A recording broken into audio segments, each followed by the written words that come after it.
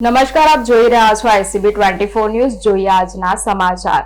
મહોરમ પર્વ નિમિત્તે Vadodara police commissioner Narasimha Komar સાહેબના અધ્યક્ષ સ્થાને બેઠક મળી હતી। પોલીસ વિભાગના ઉચ્ચ અધિકારીઓ સાથે મહોરમ પર્વ નિમિત્તે કાયદો અને વ્યવસ્થા જળવાઈ રહે તેવી વ્યવસ્થાઓ ગોઠવાઈ છે। એસીપી ડીસીપી કક્ષાના અધિકારીઓ સાથે 2000 થી વધુ પોલીસ કર્મચારીઓ SRPF અને રેપિડ એક્શન ફોર્સ તૈનાત રહેશે। સીસીટીવી અને ડ્રોન કેમેરાથી સંવેદનશીલ વિસ્તારોમાં પોલીસ ચાપતી નજર રાખશે। સોશિયલ મીડિયા પર સાયબર ક્રાઇમની ટીમની બાજ નજર રહેશે। વડોદરા પોલીસ કમિશનર નરસિંહા કોમારના અધ્યક્ષ સ્થાને વડોદરા પોલીસે 4 દરવાજા વિસ્તારમાં ફૂટ પેટ્રોલિંગ કર્યું હતું। 178 તાજાઓ લાયસન્સ તાજાઓ હોય છે।